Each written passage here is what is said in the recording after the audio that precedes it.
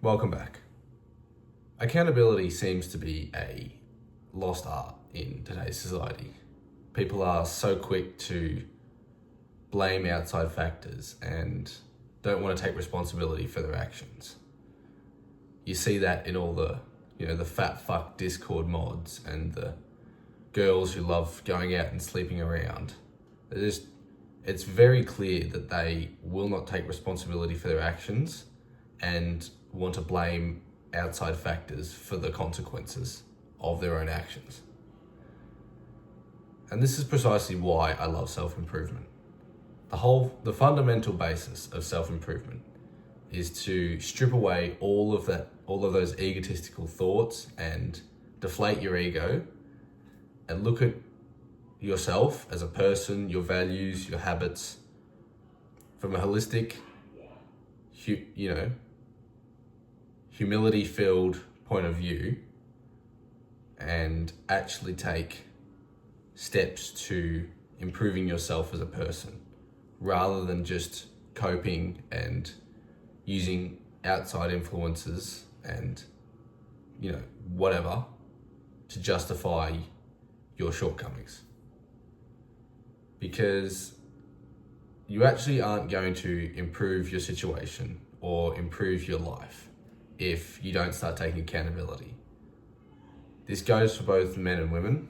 There is accountability that needs to be taken for both sides.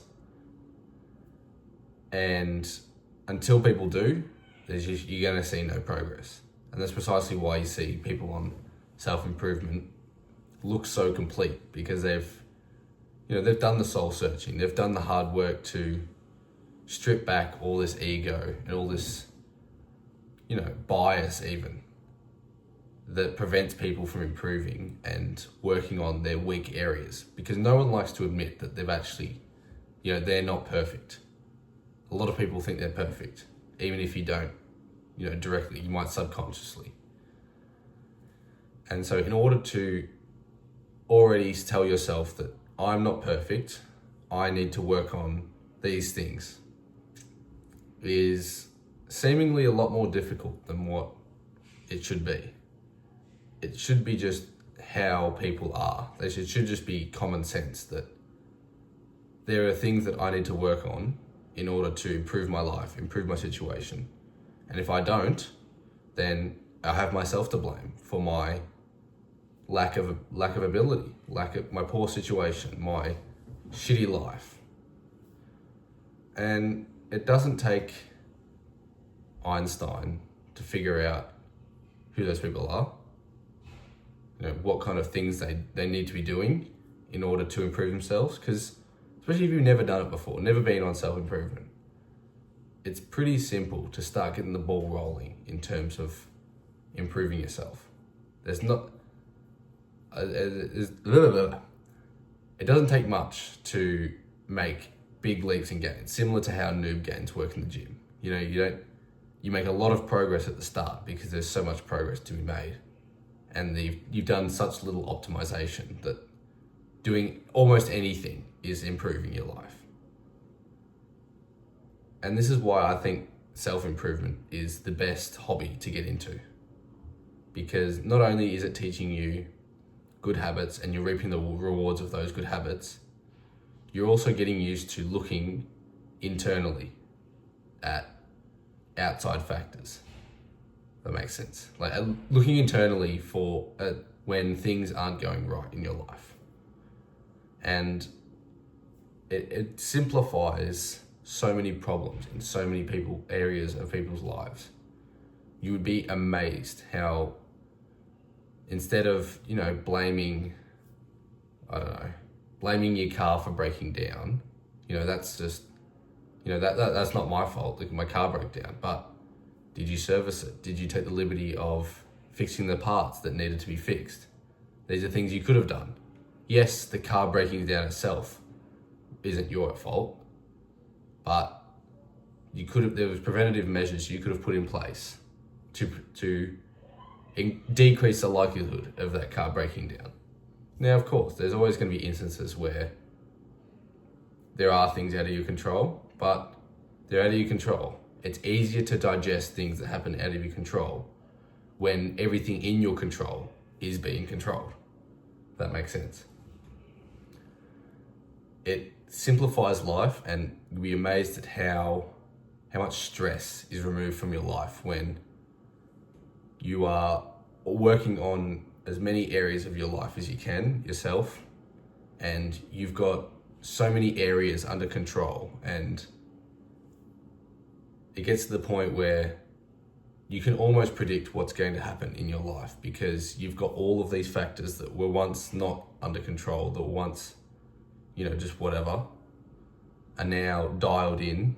Things like your diet and your physical health and your income. And once these things are dialed in, life becomes so simple.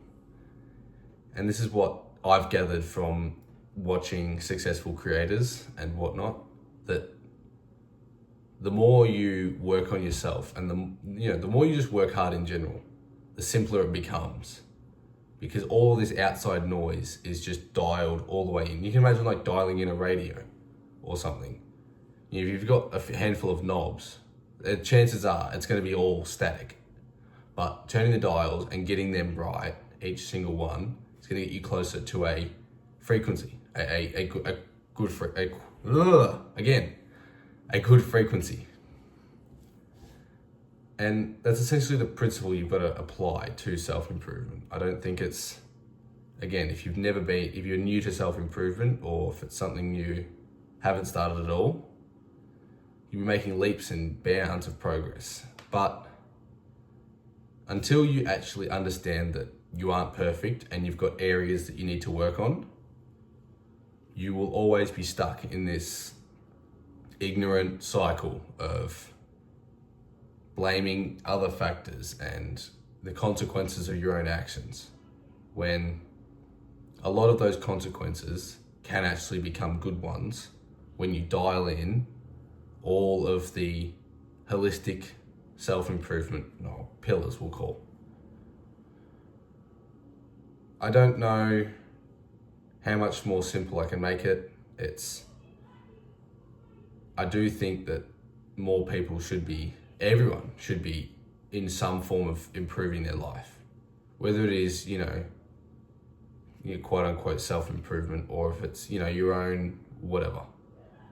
The point is, if you aren't working on yourself, improving your values, your habits, your lifestyle, you have no one to blame but yourself when those consequences and your poor decisions come back to bite you in the face.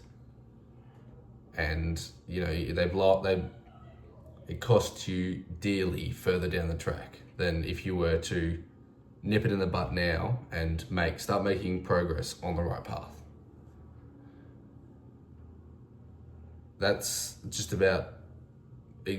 pretty much why I love self-improvement. It's the accountability becomes all on you. You take this off, you stop making excuses, start taking action, and life becomes so much more simple.